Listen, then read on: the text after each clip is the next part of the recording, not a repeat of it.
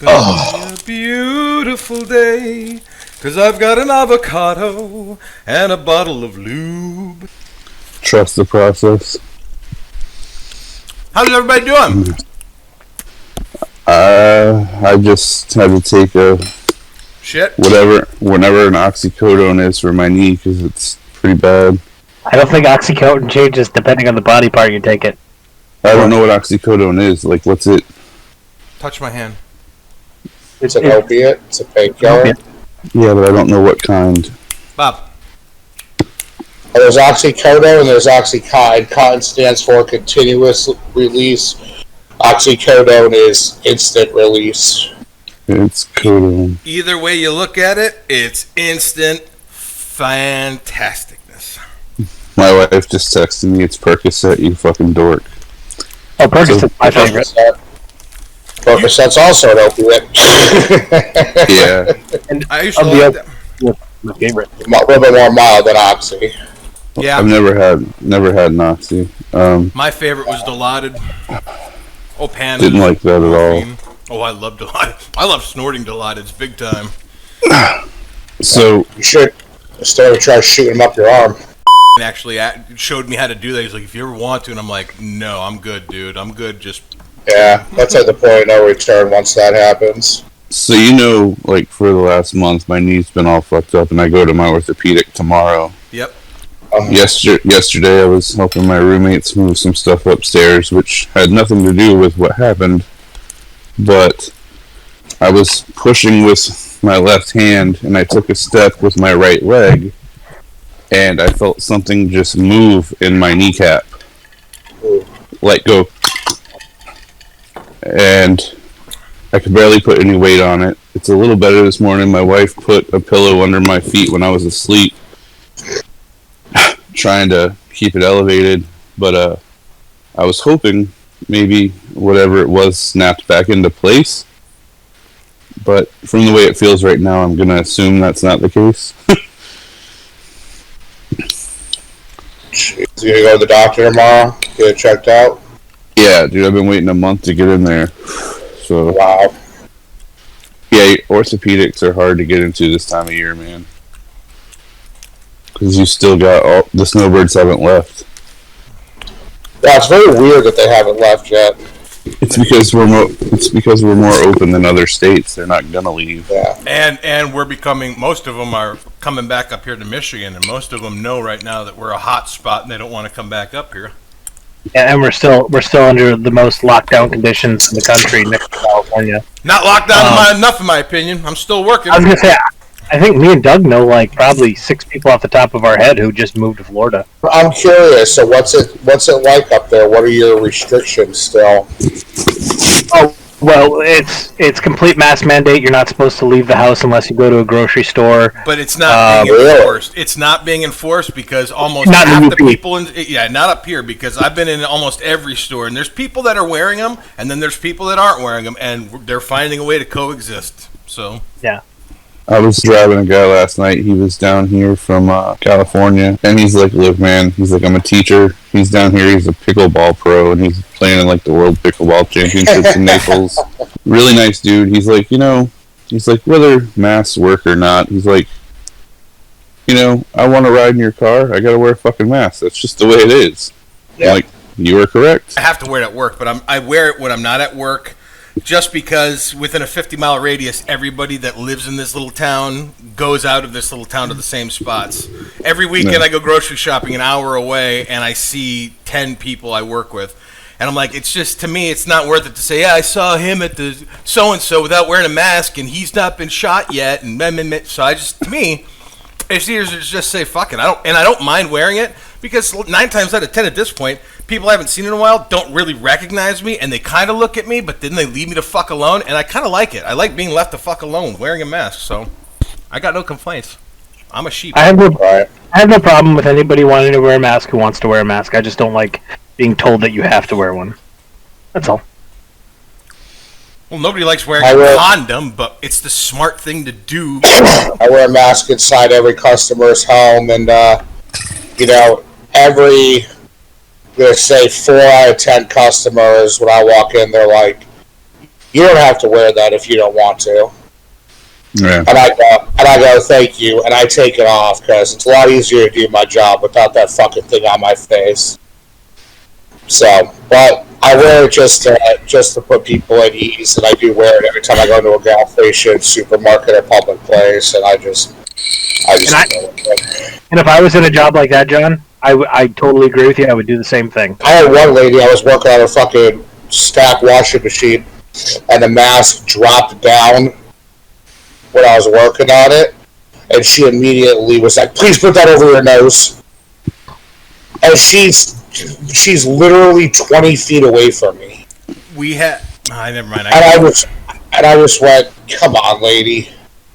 Did everybody see that video I sent them of what Canada's doing? I watched like the first 10 seconds of it. I was driving when it happened. They're doing like a martial law mandatory fucking lockdown in Ontario. You can't leave your house even to go to a grocery store. And if you are out, police have complete power to stop anybody they want, whether they're breaking any laws or not, and demand what they're doing, where they live, who they are. And if they don't have a valid reason for being outside of their house, they're placed under arrest. Is this based off of COVID, or what is this based off of? Using COVID as the guise for it, yes. But it's Canada. I mean, how many people are really going to throw a big hissy fit over it? Like I told you, man, my GP, he's from the Philippines, and he said where he lived, where he grew up, and his family still is. When COVID broke out, it was simple. If you went out at night, you got shot. That was that. He's like, guess what? Our cases went way the fuck down. Crime evened out. Yep. China, at the beginning of it, they actually hired government-paid welders to go around and weld people's home doors shut. What? Jesus. That's not I'm not kidding. That's not a joke. There's no hyperbole there. That's the government of China had people go around welding people's doors shut. And they couldn't leave. You know what? You're right. I read that on 4chan. Yeah, I was gonna say I saw it on 8chan, but I mean, they shit into holes in the ground. They don't even use toilets. So I mean, the barometer of I'm not taking shit from those people, man. I don't think that's entirely true. That is entirely true. I mean, I'm sure there's places that have toilets and bidets, like the rich parts, but I've listened to Ari Shaffir throughout the course of a year on his podcast while he was traveling through Asia and going through China and talking about, like, I literally had to bend over and hold my ass open and shit into a hole in the ground. He's like, they don't have public toilets. It's holes. Oh, that's Bob, you said you didn't believe that? I can tell you for a fact it's that way. In Dubai, it's Muslim. It's mainly Muslim countries, but Malaysia, Dubai, you go into a mall, and it's a beautiful mall where, like, everything is trimmed out in gold. You go into the public bathroom, and it's no joke. You walk in, and then there's, like, a step up. There's no walls, and it's just a row of holes in the ground that you squat over and you shit into the ground. Well, they have squat-style toilets, which they still have in Paris and Rome, which have been around forever. Oh, yeah, those are white European countries. I'm talking about, like... Asia. That's the majority of China. That's China. I'm not talking about China. China and Japan have toilets. I'm talking about, like, Malaysia. I'm talking about, like, Dubai. Muslim countries where there's a huge Muslim population. This whole conversation is... First of all, if people want to take offense at I'll give you the 4 white cis dudes, fine. But if you want to take offense to 4 guys just having an honest conversation trying to figure out how people shit... Like, yeah, it's not in good taste, but come on, man. We're just curious. I don't think we're being offensive. Oh, man. I could do an entire episode on the ways the whole entire globe takes dumps. I would love to find out. I'm fascinated. We'll save that for the other podcast. That'll be okay. That'll be our pet project, finding out how everyone in the world shits. No takebacks. You got to follow through. All right, I'll take New Zealand and Australia. You work on Europe. Oh, man, I can't wait to get to the Czech Republic. Hold on 1 second. What, honey? My wife says she'll help with research, yeah. In Hindu and Muslim cultures, the squat toilet is generally quite high, and the practice is cleansing water. India, Australia, New Zealand. You're fucking up our next podcast, Paul. You could be a guest on it if you want. You too, John. We'll break I'm up. good. I'm good. We'll treat it like where in the world is Carmen Sandiego. We'll go globetrotting for how people take dumps. It always makes me think of that Simpsons episode where Bart calls Australia to ask if the toilets flow the other way. And the kid runs like 5 miles to his neighbor's house. And the phone bill's like $900. Did anybody do Adam Sandler top 5, or do we want to skip that? Oh, yeah, I did. Yeah, I have my top 5. Johan? He's frozen. He's frozen. All right. He's gone. Our top 5, do they have to be in order or just in no particular order? I've got mine in order, but it doesn't matter. I don't think it matters. Who wants to go first? Well, we can wait till John gets on the screen. Man, he can hear us. Okay. I think he can. John, can you hear us? John? How did he log on and is still frozen in the same position? Maybe That's what I was saying. He doesn't move much. Oh boy. Oh, you can't rely on that. That was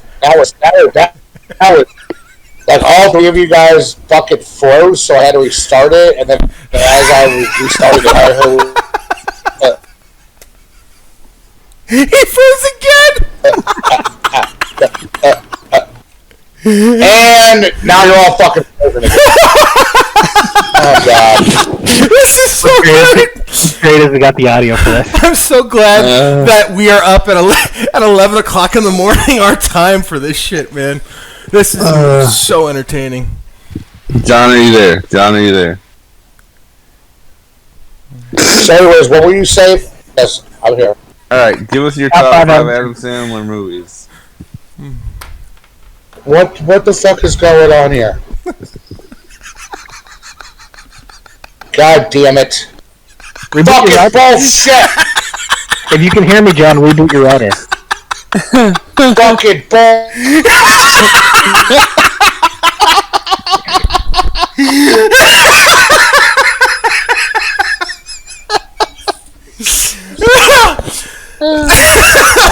Oh man, Paul, you look really good. There we go. That's better. There you go. All right. Hey, all right. That only took fucking 3 times.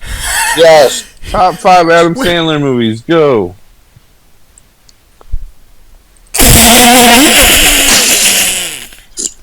Oh my god! What the fuck is? What the fuck? Tell Jeff to stop downloading porn from Asia. Why do I think Jeff would download porn from Greece? I don't know. Bob, funny you said that. If I had to live in any other country besides America, it would be the Isle of Crete, which is a Greek island. It is the most beautiful place in the world I've ever been. A friend of mine, he grew up in Greece, but he lived on, I can't remember what island, but he said it was so beautiful.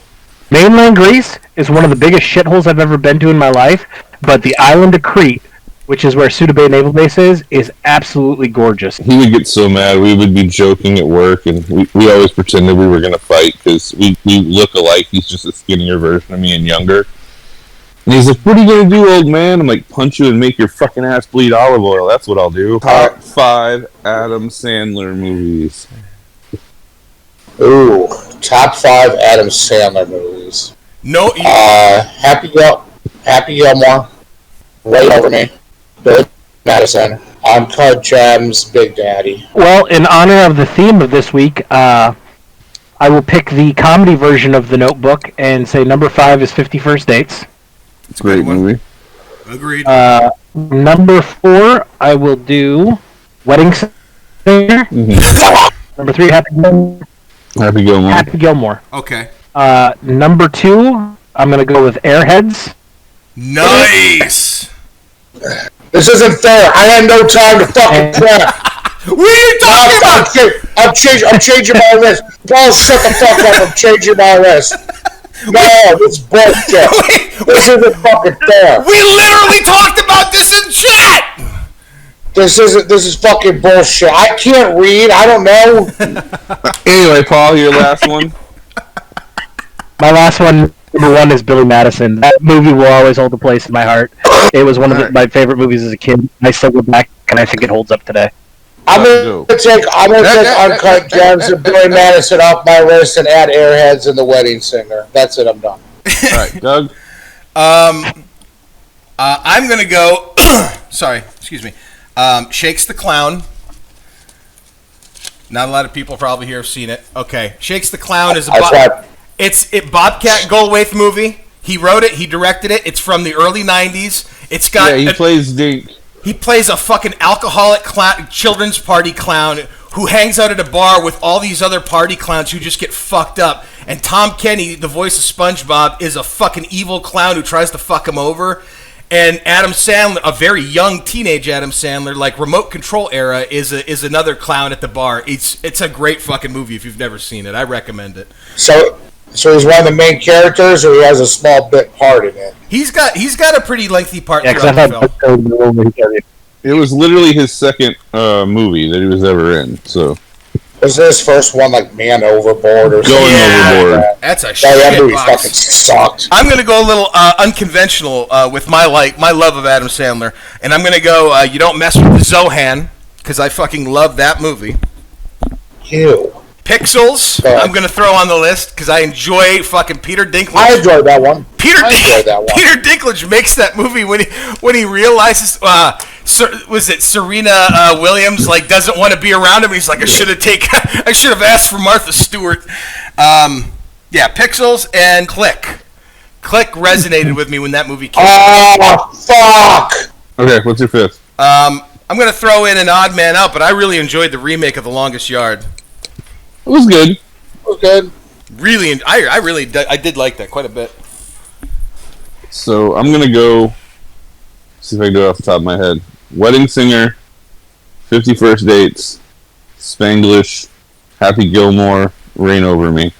Who would have thought picking 5 Adam Sandler movies would make my fucking head hurt so much? That's fucking weird. A side question. It's not necessarily Adam Sandler related, but most underrated comedy starring a former SNL player. Oh, there's so many good ones. But the most underrated. I got mine. We talked about it the other week, actually. Jason Sudeikis in A Good Old Fashioned Orgy. I think that movie is extremely underrated. Still haven't seen it. It's so fucking funny. It's on Amazon. It's on Amazon Prime, and it is. I've watched it. Paul will tell you because we share fucking a Fire Stick. I've watched that movie like 4 or 5 times in the last month and a half. I love that movie. It's a good movie. It's got a lot of people from the league are in it. Like it's around the time when the league started. Actually, one of my runner-ups would be Hot Rod. I love Hot Rod. Hot Rod's good. Hot Rod's a good flick. My SNL alumni movie is a very odd movie that I'm sure none of you have seen. I'd be amazed if you did. It's a movie that was introduced to me in 7th grade by my friend Wes when I had a sleepover at his mom's house. His mom got really upset that I watched it because she thought it was offensive. It's a movie called Neighbors. It was John Belushi's last film, and it's him and Dan Aykroyd and I believe Annette Bening. And it is a very fucked up dark comedy that is just, you have to see it to believe it. Dan Aykroyd wears these contacts that make his eyes this striking blizzard blue, like this really creepy blue, and he has bleach blonde hair, and him and his wife moved next door to John Belushi and his family, and John Belushi's like the straight-laced business type guy who just wants a quiet family life at his home after work, and Dan Aykroyd and his wife are like swingers, and they're fucking insane fucking people who like getting fucked up, and they invade this guy's space, and like he goes nuts, and John Belushi's death is kind of what marred the movie from anybody really knowing about it because it never really got a proper release because everyone was mourning his death. But it is worth a fucking watch, man. It is a really fucking interesting film. Did you not see the video of me and John arm wrestling? No. I stopped at the thing and I arm wrestled John. And John was good. I saw the screenshot of it, and John was shirtless for some reason. Yes. It was very funny. It got a lot of laughs. And it was a good time. He was drunk enough to forget that I'd pulled the same trick on him, 10 years ago? Is this video still available? I don't know how I would download it. It's on Mark Davis Filmed It Live. It'll automatically save the video to your photo album, and you can just text that or email that video, and I can edit it and put it in the podcast if you want. Okay. Oh, really? What? Why are you asking that? Oh, it was a general question for everybody, but That didn't fucking sound like it. I'm sorry. Can you guys see this? Jesus. That's all wrist. Oh, he's got the big wrists. All wrist. Here he goes. This is what peak man looks like. Oh.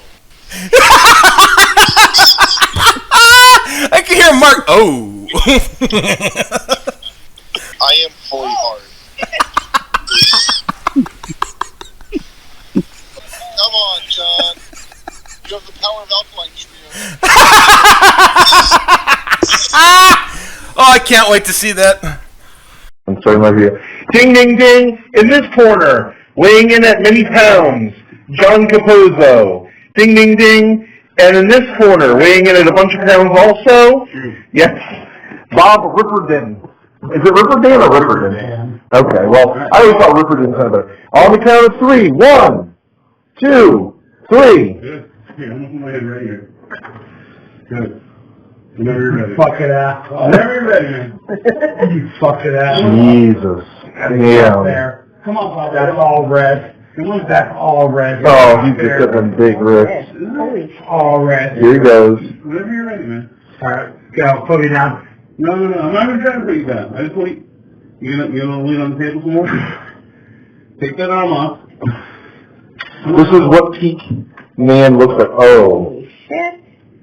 And we'll just stay here for a while. Alright. Good. We know you. What's not gonna happen, bro? This erotic bear porn on. This is on the very street. I am fully hard. Oh. Come on, John. Come on, John. Power. Come on, John. You have the power of alkaline trio and many cigarettes. Oh, the power of alkaline trio in you. And cigarettes. He says I have the power of alkaline trio and cigarettes. And many cigarettes. And many cigarettes. And that's what made me laugh and stop. But I'll send that to you guys. I love that. That is so cool. So It's so fucking random. the look on John's face. So he sent that I was picture just like, of what? them. He sent a picture of them playing cards. So I messaged Mark Davis quietly. I'm like, hey, how long are you guys going to be there? And he's like, I don't know. I'm like, well, I'm coming over. Don't tell John. So I stopped and bought them each some Old E and a Tijuana Mama sausage. And I'm standing behind John. He has no idea I'm there. And I dropped the OE in front of him. And I said something. He turned around. He was like, what the fuck? Like, what are you doing here? We only see each other once a week on the computer. We're not real people anymore. I thought it was really funny because I'm sitting there watching TV, relaxing, and all of a sudden my phone beeps and there's a picture of John's ass crack sitting in a chair. Did you stop at the card game? Yep. I'm like, thanks for sending me that, man. Appreciate that. What did you guys all think of the Army of the Dead trailer? I'll watch it, but it didn't really like do anything for me. I like Dave Bautista as an actor. I thought you were all excited about it. I'm gonna. All right, honey. I'll see you in a bit. I want to see it because it's Zack Snyder, but I mean, I just have questions. Like, the zombie apocalypse happens, and they somehow contained it in only Las Vegas. Yeah. Okay. And the American dollar still has value. Like, how does that happen? And there's a queen. There's a queen zombie. I don't know what's going on. Like, it's like a fucking. we don't exactly. We don't know the story yet. My big thing is, if the zombie apocalypse happens and you have it contained in Las Vegas, I think even every bleeding heart in the world would be, you know what? It's okay to nuke Las Vegas. Let's just eliminate this problem and not worry about one escaping over the trailers and barbed wire fence one day to have this outbreak everywhere. I don't understand. The only thing that's saving is the money and results. We've bombed Nevada how many times already? I mean, what's one more? Hey, you know what, Paul? Hey, Paul, zombie rights are human rights. Okay, fuck out. No, John. When it comes to the point where I have you in a shed outside, like the guy at the end of Shaun of the Dead, you're just going, you're my video game partner, you have no rights anymore.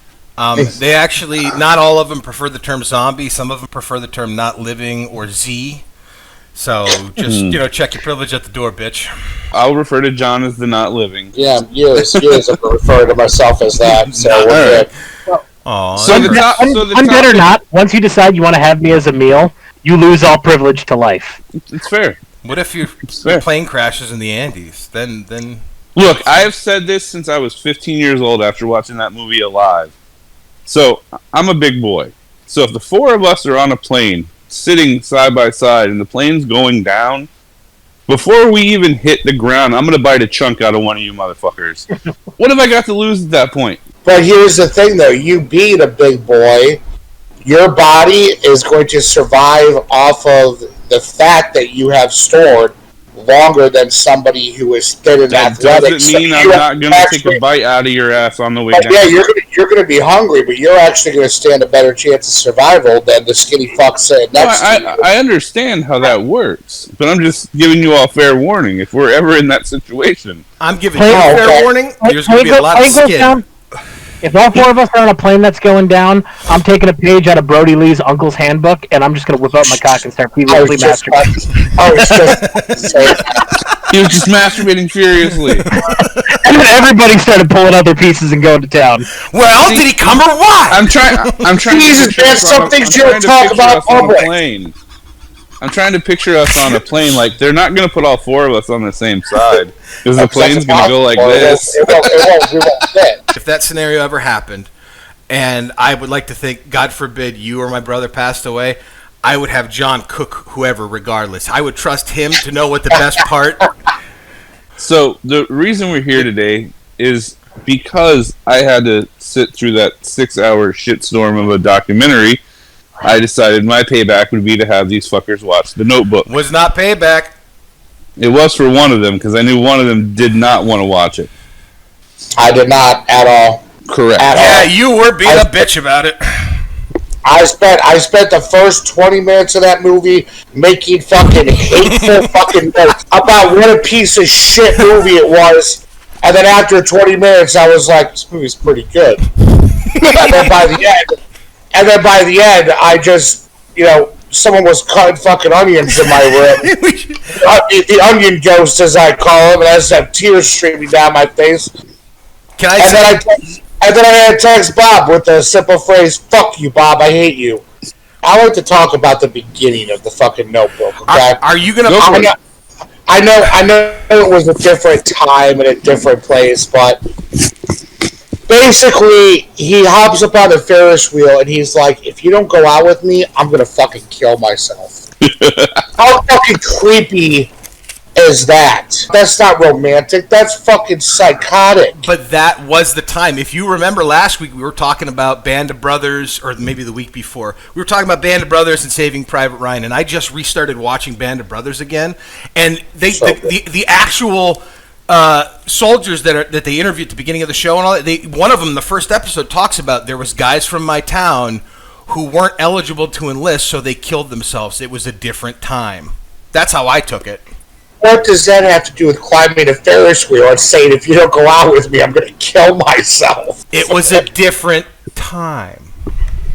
I think what Doug's trying to say is, like, it was with pre-internet, before you could see everything you wanted to see digitally, when you found something you wanted, it was like literally life or death. And life expectancy at the time was probably like late 40s to early 50s. Yeah, not even that. And courting was different. Like, you actually had to court women. You couldn't just pay them a couple bills and then, sleep with them that night. I mean, you could. Yeah. But you were going to get something with it that you didn't want. It was a lot cheaper. It would have been like 50 cents a life. Okay, moving on. I don't know what to say. He did say in the film he only made 40 cents an hour, so... Yeah. It was really nice. It was really, really nice to see my favorite Kevin Connolly in something other than Entourage. I love that little guy. I'm sorry, dwarf. I can't say anymore. My favorite dwarf, Kevin Connolly. I bet he's taller than you. I'm 5'9", fuck you. Wasn't like what was the Married with Children's like spoof show? Oh, he played the son of that dude. Yeah, right. Okay, I know who you're talking about. Yeah. You're right. I can't think of the name, but I know what you're talking about. It was a shitty episode too. It had like a puppet. It was like if Alf and Married with Children fucked and had a kid, it would have been that show. The show that Paul is talking about is called Unhappily Ever After. Yes, that's not the same show I'm talking about, but I know what show he's talking about. That ran for 100 episodes, and it was really funny. It had Nikki Cox with her big tits out, and Bobcat Goldthwait is the voice of the puppet character. That's a funny show. Yeah, I didn't know it ran for 4 years. What's funny, John? I love you so much. You're so cute. Shut up. What's the name of that show again? Excited. Just Unhappily Ever After. Because I forget, because it's fun to me that as old as I get and as bad as my memory gets, that I can still remember this shit, and it makes me feel like a kid again. When I can't stop when I stop remembering stuff like this and getting excited, then I'm really terrified. I'll be really terrified when Doug hands me a notebook and the opening page says, "Whenever I'm lost, and I'll come back to you." I feel like we could use that book now over a conversation on what Doug had for breakfast. Just do a bong hit into my mouth if you ever find me. Oh boy. Okay. Oh, boy. So how would you rate The Notebook overall? I'm gonna give it 4 out of 5 milliliters. And what did you think you would give it going into it? 1 milliliter. I thought it was gonna be a fucking rock, like a fucking chick flick. I heard it was kind of a tearjerker. That's all that I knew walking into it. And this is your first time watching The Notebook? Yeah. Yeah, it's my first time watching it. Oh, I didn't know that. Yeah. I didn't know that. Yeah. He did not want to watch this movie. The other notes that I made was like that fucking sex scene when they're young is the most awkward thing I've ever fucking seen on film. What? You're standing at the opposite end of the room, like I'm gonna take my shirt off, I'm gonna take my pants off, and what the fuck is going on? Who fucks like this? Who fucks like this? Is this what they did back in the fucking 40s? Holy fucking shit, that's weird. All I could hear in my head when that was playing was she's all fucking like nervous and talking, and I'm just like, oh my god. I would have put my fucking pants on and been like, enough, I'm done, I'm out of here. And I would have gone to the woods, jerked off, and just went about my fucking night. Who hurt you? All I could hear during that scene in my head was Stifler from American Wedding going, none of this we go, you go bullshit. Yeah, what the fuck? That scene honestly makes me think of Dawson's Creek, how like the first time Dawson and Joey were gonna kiss, it would show like them on one side of the room all the way, it's like they're just slowly coming in, like. And do you remember that sketch on MTV where they were reenacting that on the MTV Movie Awards? Yeah, Samuel L. Jackson. Sam Jackson just pops up and was like, "You motherfuckers, get this shit over with already. Just kiss already." Yeah. And then and Dawson looks at him and he's like, "Oh wait, you need the fucking song?" And then Sam Jackson starts singing, "I Don't Want to Wait." Oh god, I don't remember shit like that. That's fucking nuts. I love how you get excited over stuff like that, John. It's cute. It's adorable. Oh god, I was gonna look up on the internet and see if somebody has actually counted, because I'm really curious of this fucking statistic of the movie. How many fucking times does this cunt hit this man? Oh, fair amount. Holy shit! She fucking must have hit him fucking over 100 times in that movie. I was like, stop fucking hitting him. Oh my god. When would you say our grandma and grandpa got together? What year? I could tell you exactly. They were both 12 years old when they met, and grandpa was born in he was born right before the Titanic sank. So around there. Yeah. So to your point, John, when you do say, was that the way it was back then? Like, my memory of my grandparents, as long as they were together, towards the end of my grandfather's life, I watched my grandmother beat the fuck out of my grandfather. I watched that woman throw pots and split his head open. I watched her kick his fucking car door in on him and bust his leg up. I watched my grandmother abuse the fuck out of my grandfather. And whenever we asked my grandfather, why the fuck do you tolerate it? Why not just beat the fuck out of her or leave? And he's like, to death do us part. My grandfather was one of those guys who was so genuine. You got to give full context of our grandparents on that side, especially on that side. They met when they were 12 years old, and let me describe to you my grandfather real quick. Literally the most honest, kind man that you would ever meet. And when we talk about racism and shit like that, here was a guy ahead of his time. Because he would walk into a Perkins and like there'd be a line waiting for tables, and he would walk up and sit down with a black family, a Mexican family, and be like, "Hey, how you doing?" and just start talking to them and asking them about their life, where they came from, shit like that. That was stuff he did. He looked like James Dean. That's no bullshit. My grandpa has a young man look like James Dean. My grandmother looked like the Blob from Rocko's Modern Life. It sounded like Mama Fratelli from the Goonies is what she sounded like. Like, it was so weird, because if you ever saw pictures of them and their kids, and then you saw them as they were older, it's the weirdest fucking mismatch, and that bitch held all the power. The only thing I can think of is my grandmother's cunt must have milked his cock like a cow. I was about to say, Grandpa, why do you tolerate that? And your grandfather fucking replied, she got that snapper pussy, yo. That's how it was back then, John. All right. Well, yeah, I guess just different time, different place. Bob. Okay. Those were all my notes. I'm done here. Okay, so this is when you started liking the movie now. Is when I started getting into it after I stopped hating on it. Probably about the first 30 minutes. I was hating on it. And then I kind of got locked in. And I think what locked me in was that after 20 minutes, I realized that James Gardner and Rollins, Catherine Rollins, were the two main characters, and I was like, oh shit, she's got fucking Alzheimer's. He doesn't fucking remember. She doesn't remember him, and I was like, oh shit. I was like, that's not good. You got Shadowland. And at the end, where it all comes together, you know it's coming, but it's still, you're just like, God damn it! And we talked about this last night. Somebody and I did, about how visceral that was. Like it's jarring to watch the performance of James Gardner with his wife, who doesn't know him, watch the sun go down and have this beautiful moment, and then sit down to have dinner, and she snaps into it and remembers everything. And then almost as quickly as she does, she forgets it and panics the fuck out. And the look of horror and pain in James Gardner's face and eyes, dude, it is fucking heartbreaking, man. Oh, it's fucking... Yeah, that's some really good acting. I'm actually glad we did this, because I haven't watched it in 10 years, but I've seen it 20 times in my life. First off, I want to say, I'm not going to rate it, but what I'll say is probably the greatest romantic movie of our time. And the reason I say that is because right now, no matter who you are, what you believe, where you come from, what your background is, there's a little something for everybody. Like, if you're a hard-working, blue-collar guy, you can see yourself in that role. Ryan Gosling, when he's trying to claw his way up and, working in the lumber mill and shit like that. Is my internet terrible right now? You a little bit. No. You're robotic. It was just a little bit. But now you're back up. Yeah, I'm looking at the tech, and it just went back up. If you're a feminist who, a woman doesn't need a man, you had her going to college and branching out on her own. If you're a veteran, you had that World War II scene in there where he went off, and, if he died, it wouldn't have mattered to him because he lost his love.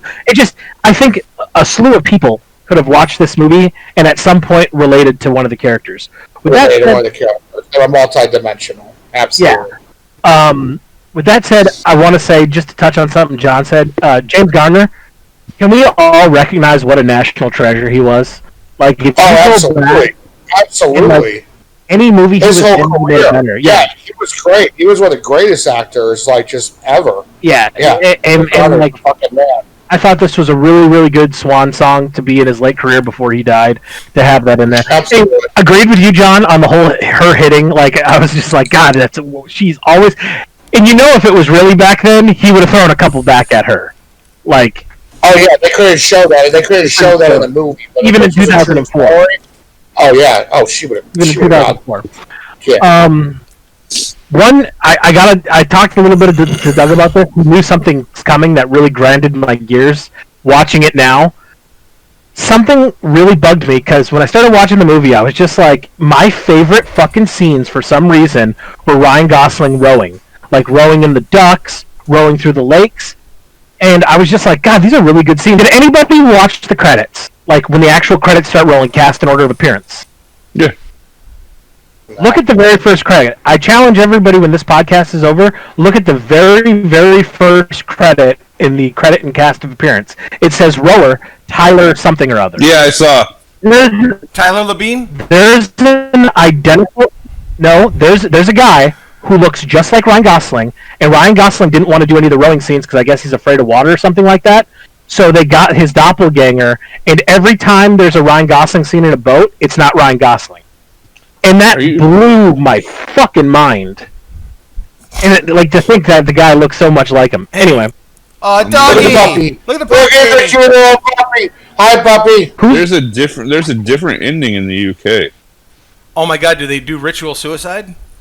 No, it just after they fall asleep, it fades to black. It doesn't go to the part where the nurses find them. Oh. Oh, that's not that relevant, I guess. I teared up quite a bit at the World War II scene when they joined up with Patton's Third Army.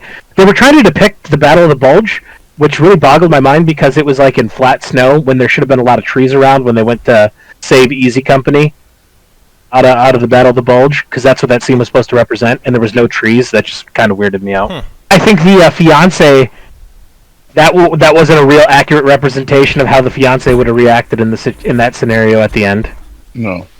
What I can find, Paul, is the rowing thing. The rower was just that opening scene. The very first scene of the guy rowing.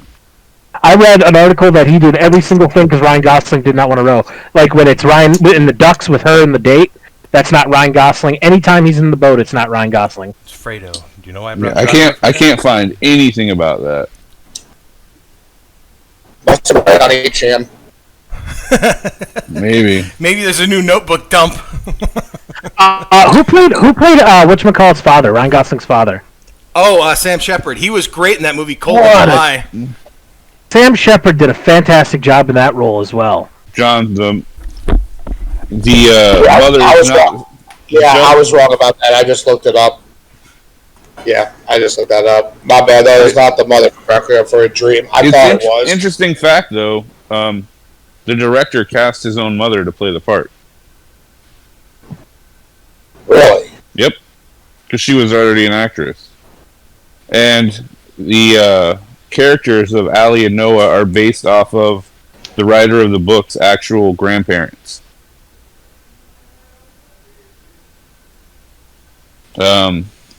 Were based on his then wife's grandparents. They were together for over 60 years. They told us the story of how they fell in love and parts of which eventually made their way into the Notebook. Right on. I was like, that's an interesting little tidbit. Oh, I just wanted to see if everyone would have the same reaction. I wanted to see if literally everyone would cry. It's one of those movies, to me, I can't watch it without crying, no matter how many times I've seen it. So wait a minute. This was directed by John Cassavetes. So his mother is Gina Rowlands? Yes. That's fucking interesting. Yep. I'm trying to think of what else I really know her for. I know she's been an actress for a long time. Right. But there's like a maybe it was the Skeleton Key. I've seen that. Could have been Hope Floats. But shit. I've never seen that. Which one? Hope Floats. Who's in that? I know. You're not missing much. I think I already have the next movie I'm going to have you guys watch picked out. What's the movie? There's a movie I like that I think if I rewatched it today, I probably wouldn't like it as much as I did when I watched it in the theater. But it was Natalie Portman and Ashley Judd and Walmart Baby. Yeah, I remember that movie. I know. I'll tell you the name of it. Oh, you said Home is where the heart is. My goal is to make you motherfuckers cry constantly. Why? I do that on my own. I do that on my own, man. Everyone needs to cry. It's cleansing. Who is that? That's the mother from the Notebook. In 1968. Holy shit. Hot. God. What's that? The actress she played in Red. Helen Mirren? Yeah. Have you seen Helen Mirren back in the day? Have you seen Helen Mirren now? She's still fucking hot. Oh, she's still hot. Pull up photos of Helen Mirren from back then. Helen Mirren's got some great natural fucking saggers, man. Helen Mirren is she's just a beautiful woman, period. With big natural saggy boobs. I love them. You always got to take that moment. Is that Helen Mirren? That's Helen Mirren. God, those Helen Mirren. Steve. Helen Mirren is still hot. Those That's what we're saying. Those tits are fucking dope, man. And Helen Mirren did it nude scene when she was like 23. For real? It's out there. I'm bringing Yeah, it. it's out there. Like that picture, that time frame. There's a nude scene of Helen Mirren. Dude, they're spectacular. I'm looking at a picture of her in age of consent when she was, if I had to guess, I'd say mid to late 20s, early 30s. And I didn't realize this, but I'm looking at a whole set of other photos when she was like, not that long ago, like recently topless. They look amazing. Yeah, This Helen woman Mirren. ages phenomenally. I can't wait to write the synopsis for this episode. What can I say? I love big tits, man. I can't help it. Dude, I got back into lube in a big, bad way, bro. I feel like I'm a kid all over again. For me, The Notebook, I went into The Notebook a lot like John did when I first watched it. Now, anyone who truly knows me knows that I'm a fucking sap. I love sappy shit. I mean, that's just who I am. I don't come off that way to most people, but once you know me, you know I love romantic bullshit. And in the beginning, watching it, I was like, alright, some of this dialogue is really fucking corny. I liked the Ferris wheel scene. I do get that it was creepy, but I thought it was also hilarious at the same time. When he's holding on with one hand. Like, and then she's like, for the love of God, just say yes. And he's like, oh, okay. You know, just so nonchalant about it.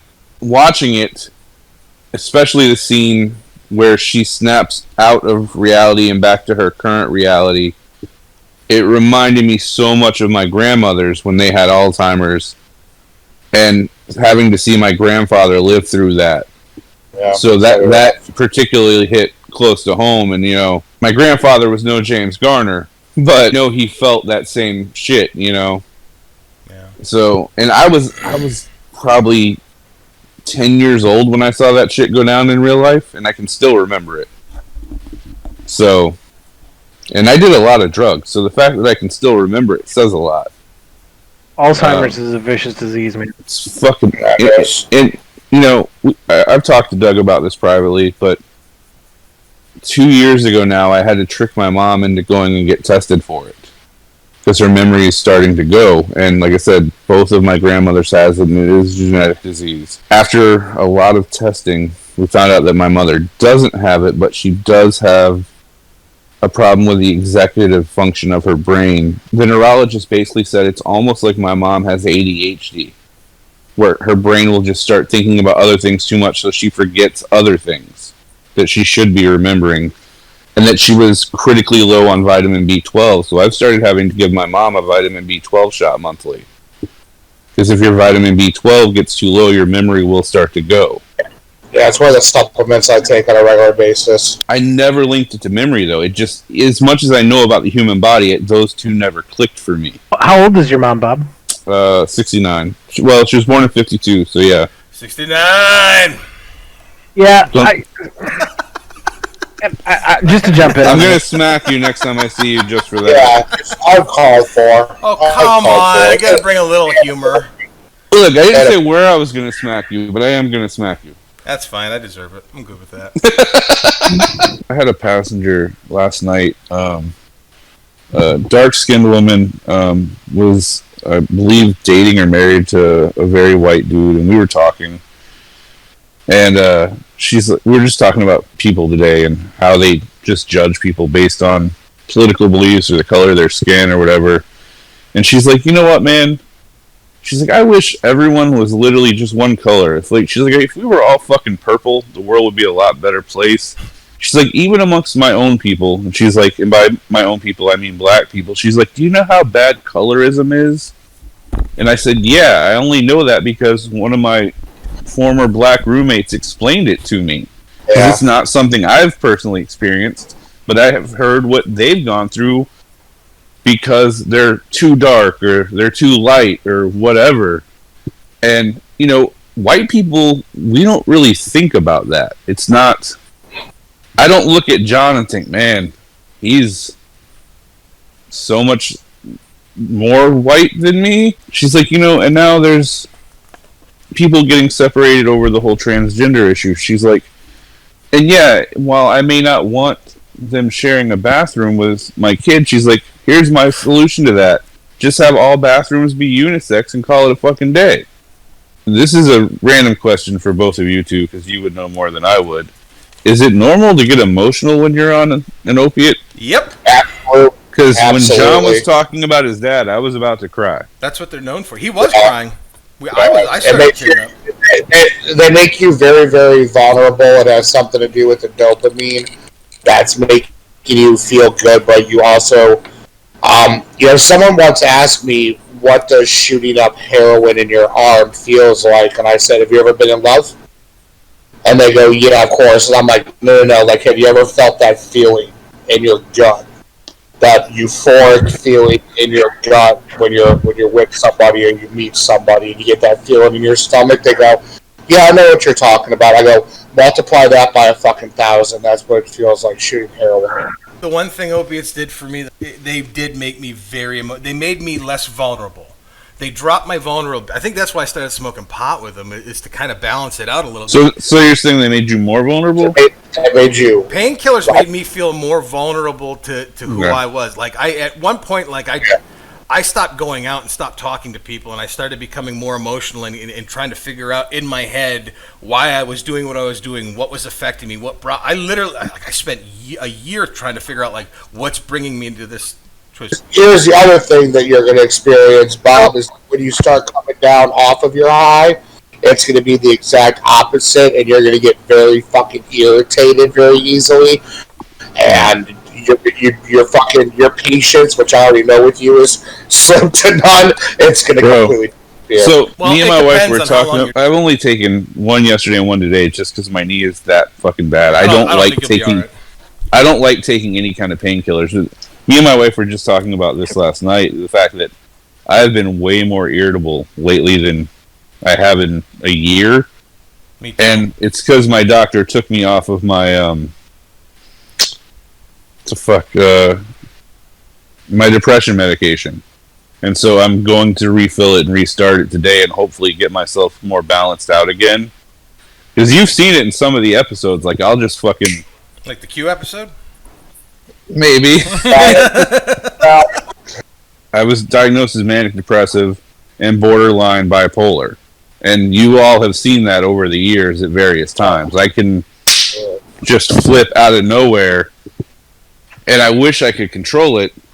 It's, but hey, man. I guess in my head, I would rather be those two things than I would be schizophrenic. It's like I would much. It's like Upgrade says, man. It's just a chemical imbalance, man. It ain't you. Yeah, I have a really bad chemical imbalance. I was diagnosed. I'm clinically depressed. Do you guys know what that means? Yeah. My body doesn't produce serotonin as the same level as everybody else. So it's hard for me to get, or potassium.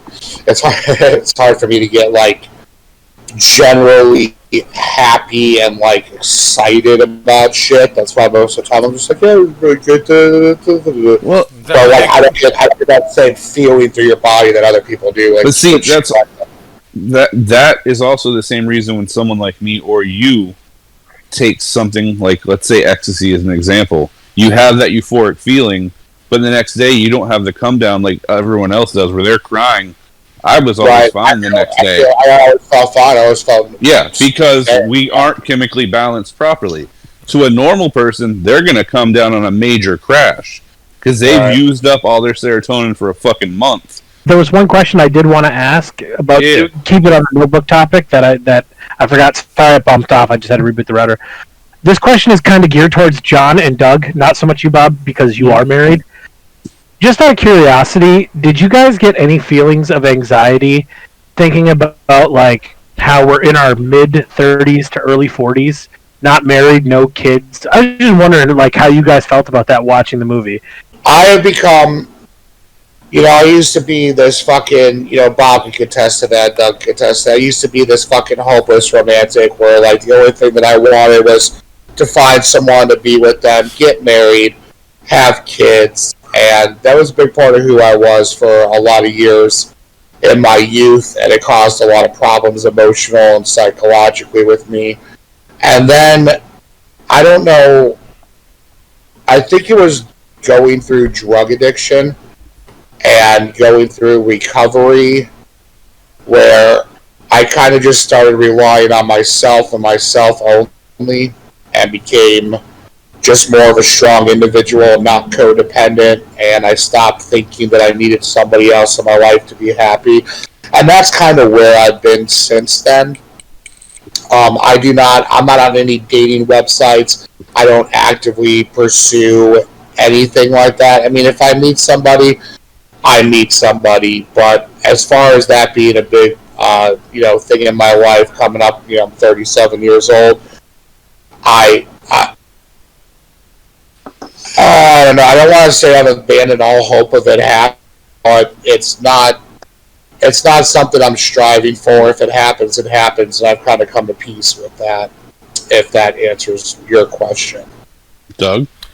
Mine is very similar to John. There was a time and place where I've given a lot of thought about it. I mean, I had 12 years of numbing myself out to sit in bed high thinking about it, but there was a point where I think I was raised in a culture at a time in the world where it was heavily impressed upon you that you were supposed to grow up, meet a girl, fall in love, have kids, and have this life. And it was reinforced by comic books, by movies, by the games I loved, Say Anything, fucking Sure Thing.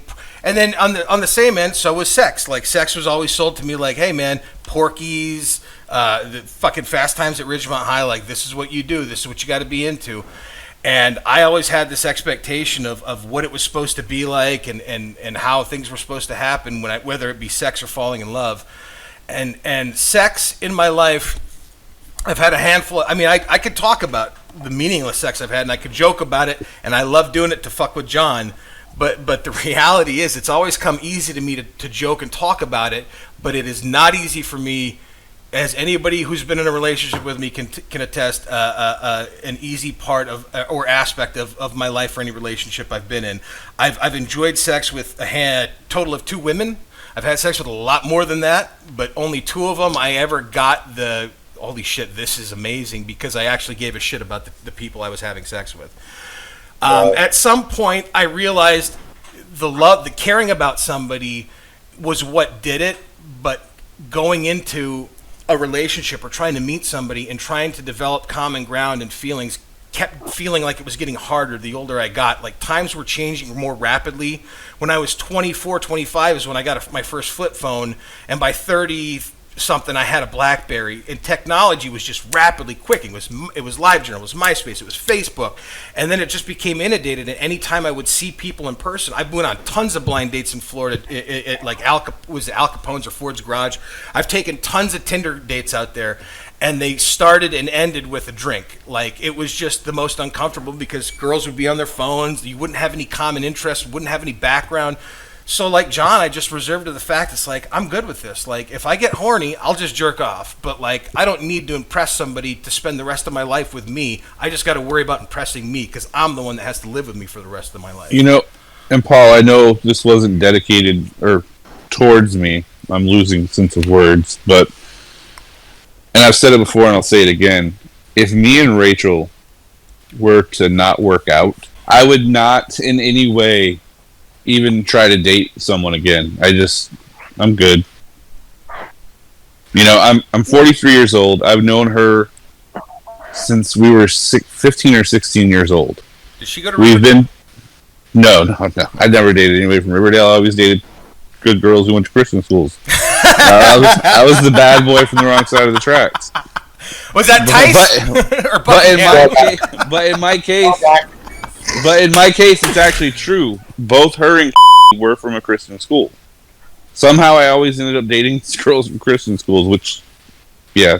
Seeing as how we dated for 5 years when we were kids, and we've been together 8 or 9 years this time, if it were to fall apart, yeah, dude, I would just call it a day. No, yeah. you are absolutely, without a doubt, in your forever home right now, buddy. You've got your owner for life. Or until death do you part. Now, before we depart, out of curiosity, because now you've got my curiosity. I want to hear what Paul has to say. I would like to hear what Paul has to say as well. So, I have no regrets in life. I have accomplished a lot of things that I wanted to. I've accomplished things that I never intended to. I've been married. I thought I met the girl that I loved with all my heart and wanted to live my life with.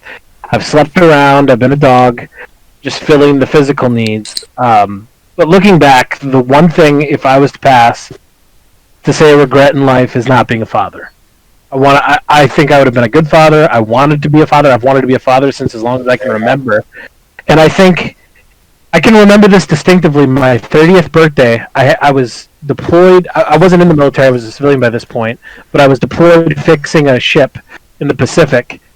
And I was flying back to South Carolina.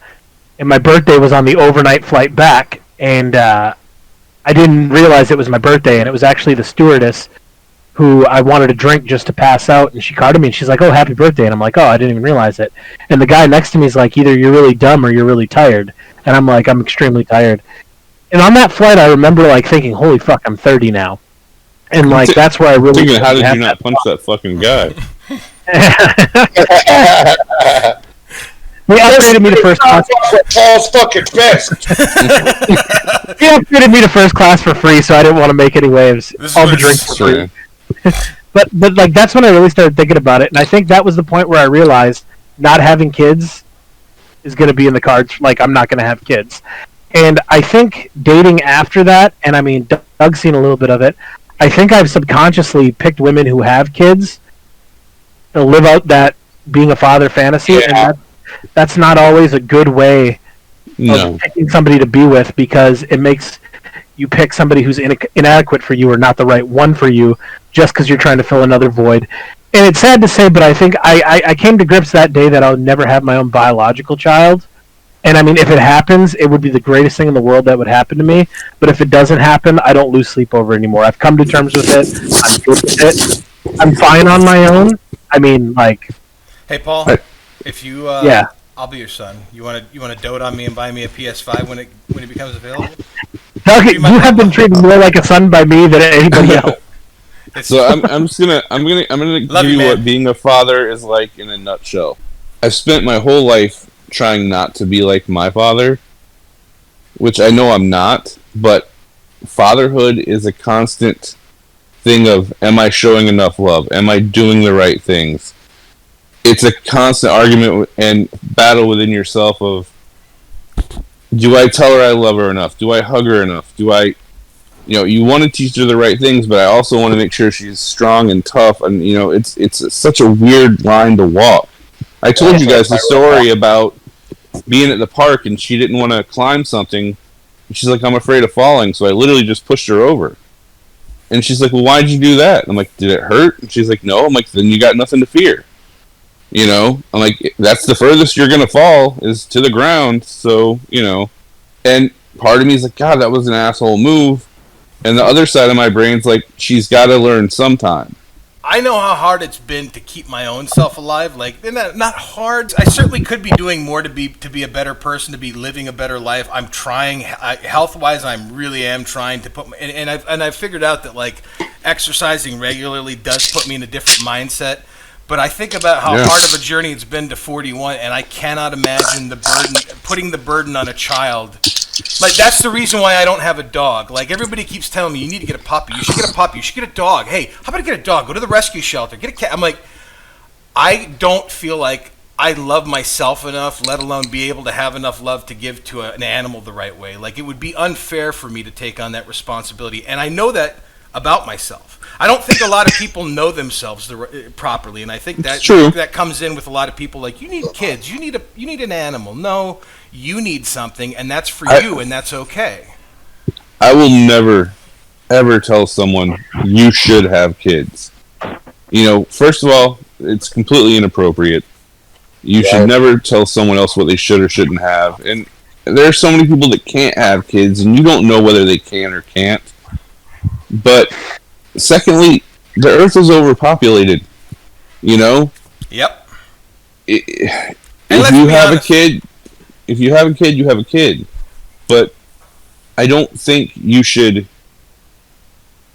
unless you and your significant other enter into a relationship with the goal of having a kid. That's one thing. But I don't think you should just be like, oh, I've got to have a kid just for the sake of having a kid. And I'm going to say this, too. If you get pregnant and you're like, oh, well, what are we going to do? Like, should we think about it? Like, I'm tired of people. I don't know where I was going at that point. I'm sorry. I got really fucked up. And I know John's tired, and I'm thinking a lot about shit that I didn't think I was going to be thinking about now. God damn it. You made me feel like an adult. A fucking episode this week. It's not funny at all, man. But see, I like that, though. Yeah, I like the serious tones, too. I like the serious tones with a joke thrown in. That's just my humor. This is why I have yet to record a sponsorship ad for us, because I don't want people knowing I do this show. If I ever picture Doug being a dad, I just picture like him busting his son, smoking meth, and him just being like our father, like, what the fuck are you doing with your life? Why are you smoking meth? Weed is so much better. Weed is good for you. Dad, weed will make you feel better. I can honestly say, knowing Doug and John the way I do, and what I know of Paul, that I think all of you would make good fathers in completely different ways. Oh, this has been a feel-good fucking episode of the fucking year. Christ. I picked up a passenger, and I said, how's your night going? And she's like, really fucking bad. And I'm like, do you want to talk about it? Because, what do you say at that point, She's like, I'm headed to a friend's house. We just found out one of our best friends OD'd. And I was like, oh, Jesus. And she's like, she had gotten off of coke. And then apparently she had got some, and we don't know if she just did too much or if it was cut with something, but literally saw her night before last. We were doing shots together, and now she's fucking dead. And she's like, I don't even know how to process this. And I'm thinking to myself, I'm like, I don't know what to say to you to comfort you in any manner other than I've had friends OD. I'm sorry, On behalf of the Brothers from Mothers podcast, I'd like to apologize to you, Bob, but I'd also like to apologize to everybody viewing before we depart. I did not mean to get everybody to watch Into the Storm. Had I known it was going to lead to this, never would have said a fucking word. Never would have said a word. Dear Doug, fuck you. Wait till you guys watch the Before trilogy. That's all I'm gonna say. I love the Before movies. I've seen it. Did you see Before Midnight? Yeah. Mm-hmm. I've seen them all. The last one? I have them all. To me, the last one, that fight they have in that movie when they're, I believe it's the hotel room, that, to me, other than the movie Marriage Story, is probably the most realistic depiction of marriage on it, like to the point where it was hard for me to watch because it's so real. Have you guys ever seen the movie The Lovely Bones about a 13-year-old girl who gets raped by a serial killer, mainly Stanley Tucci? Let's just keep the fucking train of sorrow fucking going. All right. I got my next movie. We're all gonna watch Closer again. I want to watch The Crying Game as a group. Wait. What movie? Closer with Natalie Portman, Julia Roberts. The one he talked about. Heidi Taste. Did you suck his dick? Heidi Taste. Like you, but sweeter. Never seen that movie. Never seen it? Holy, I've never seen that movie. Oh, you want to talk about couples fighting and fucking relationships? Oh, yeah, we'll watch Closer and talk about it. Because you know what? To me, in my past, that's the real... Fuck The Notebook. The Notebook's a fairy tale. Closer is fucking real life for me. We gotta go. I know. I love you guys. All right, man. All right, sounds good.